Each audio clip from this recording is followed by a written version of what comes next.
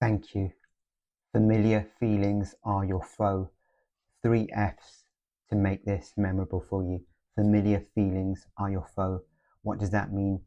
That means comfort is constancy, and that will keep you exactly where you are. That's what we're talking about here.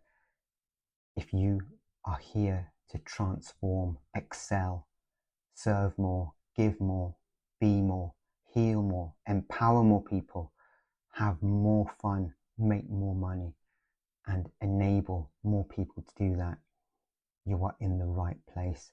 And for you, my friend, familiar feelings are your foe, they're your enemy. Because if I was to put it in a sentence, if it feels familiar, if you're going to keep doing the same things that are known, you'll continue to manifest and create the same life and the same results. So that is your clue and your indicator.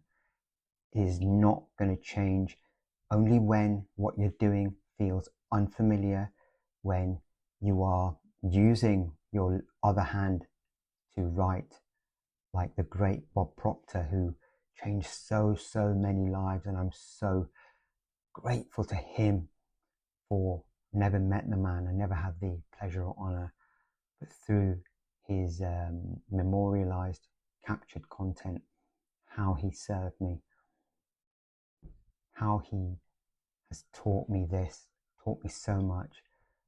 But one thing he did apparently was in the morning, he would journal, or he would write his affirmations with his other hand. So if he was right, he used his left hand.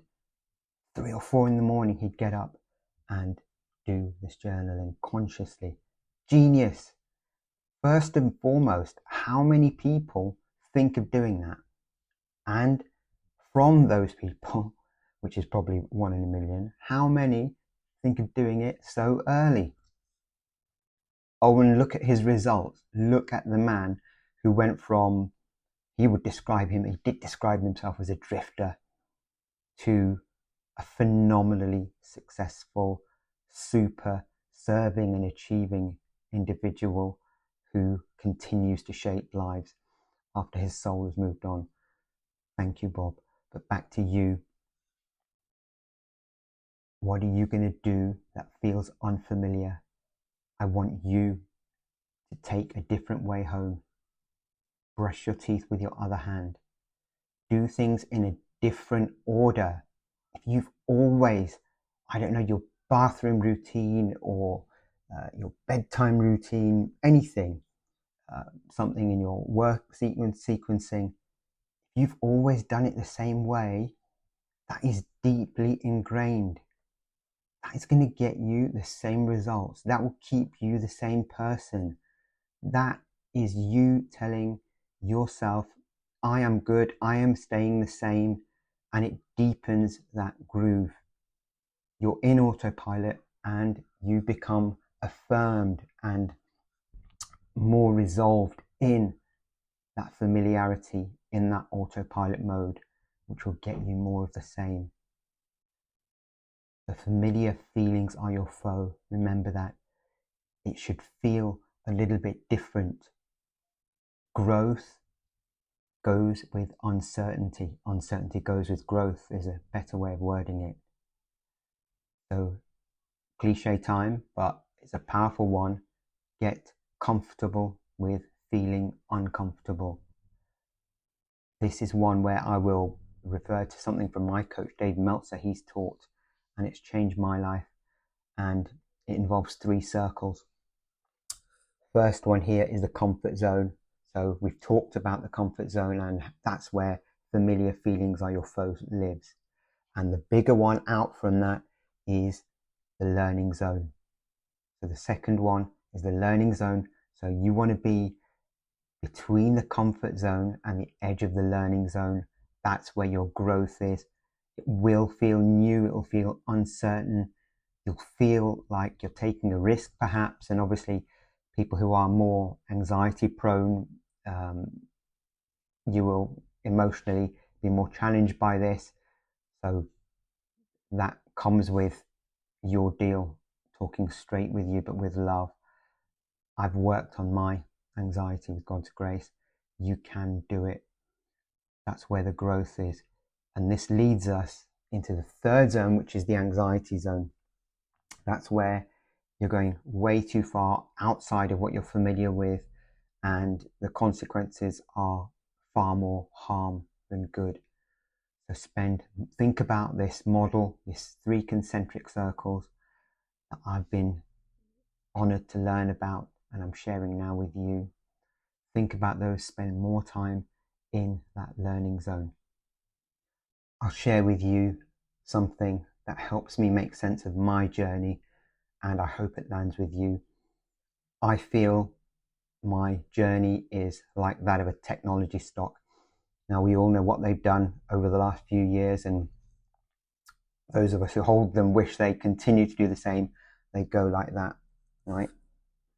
Now, we all wish they would go like that, perhaps, or even exponentiate like that, but that's just not life. And anyone who knows about the markets will tell you that that long-term growth only comes with the dips.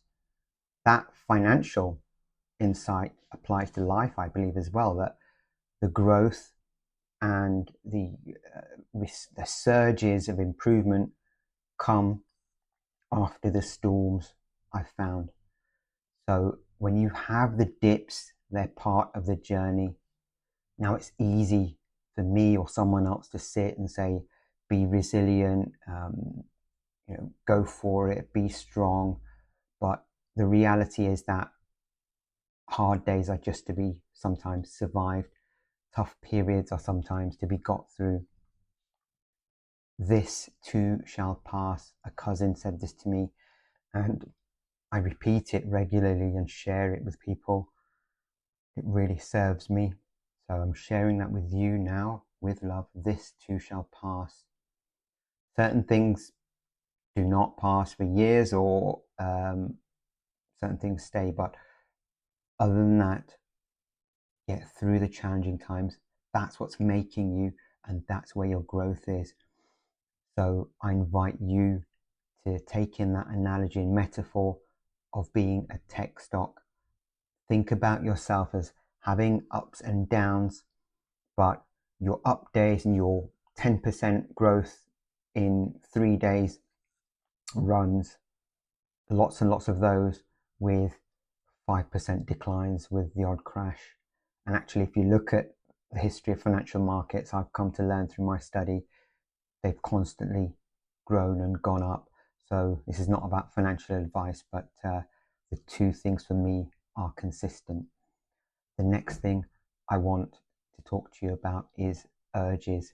Now, when you're into something unfamiliar, everything about you, so much about you says, turn back, don't know this, go to the familiar.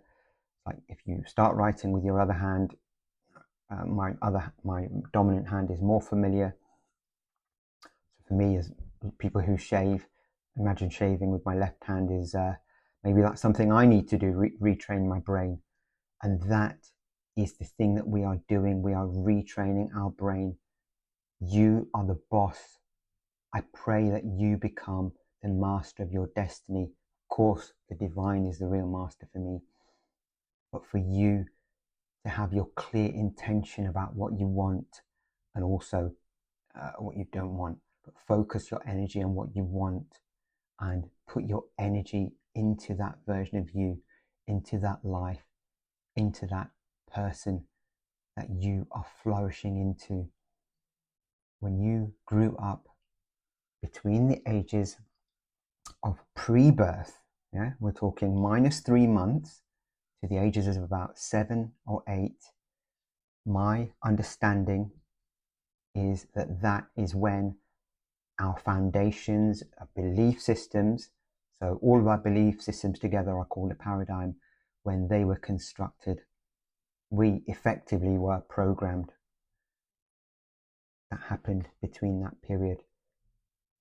So imagine a house, the foundations of the building, the brickwork, insulation, wiring, pipe work, all of the messy stuff, all of the fundamental stuff which doesn't change.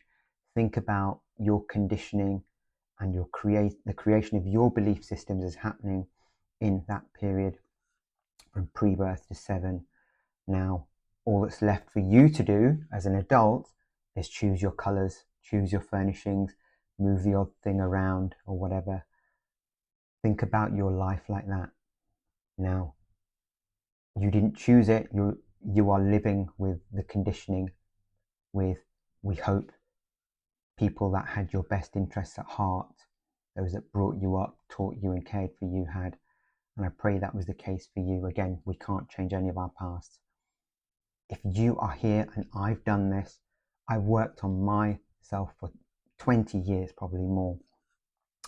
And my finishing line is unreachable, but I'm comfortable with that because the divine is my finishing line, because for me, we are all an incarnation of the Almighty. We're souls having a human experience. On this continuous growth journey, you will have ups, you will have downs, but the urges are to be resisted. But most importantly, the downs are to be got through, because seasons, day follows night, night follows day, and there are 4 seasons. Just bear that in mind. Growth will come. Just do not get too attached to challenge, difficulty, misery, and feeling like the victim, because you will enforce that. You will empower and energize that, like a magnifying glass and the sun. What happens? It concentrates the energy of the sun, and we've all burnt leaves and things, and probably burnt ants when we were kids. Think about your focus like that. That's how it works. Where your attention and energy goes, that you are strengthening, enlarging, and empowering that.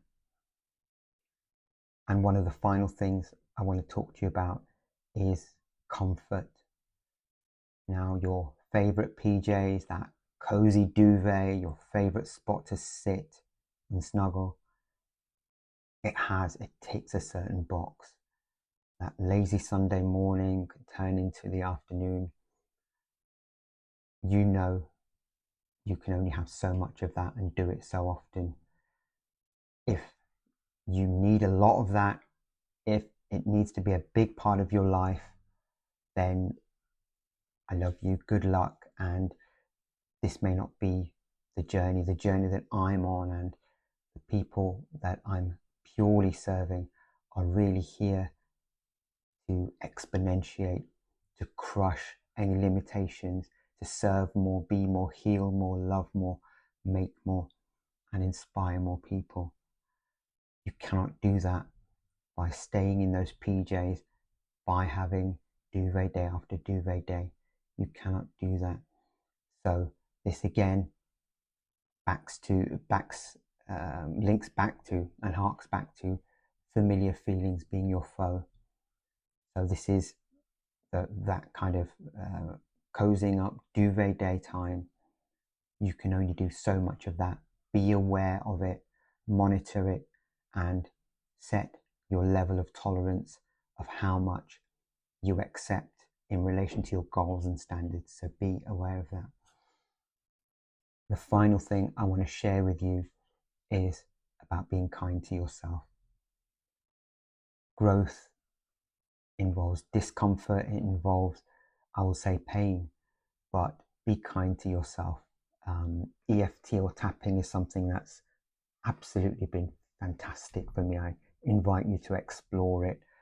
Ignore any preconceptions or misconceptions. Look up EFT, Emotional Freedom Technique, or tapping if you haven't. There's so much out there, YouTube and other places. One of the statements in that process, and I won't tell you anything about it, it's completely simple, and in minutes it's transformational. You don't need anything else to do it. Is, even though I feel anxious, or even though I don't feel like I'm enough, or whatever you're trying to address, I love, honor, and respect myself anyway. I find that so powerful. And for me, when I've done tapping, or I do tapping, That is the clincher. That is the one that, firstly, after acknowledging and validating the feelings, whether it's my nervous system feeling really jacked or whatever, and then you say, even though you're doing that, I love and respect myself anyway. So remember to love and respect yourself anyway. Be kind to yourself. Don't speak to yourself in punishment and admonishment. You may have learnt to treat yourself like that. That is the old you. That is the legacy you. You are beautiful. You are an incarnation of the divine, as we all are. Anything that taught you from pre-birth to 7 that you weren't doesn't serve you. You have a choice as to whether you keep it or throw it out. I invite you to throw out conditioning that didn't serve you. You are awesome. You're amazing. You're unlimited. Thank you so much for the opportunity to serve you.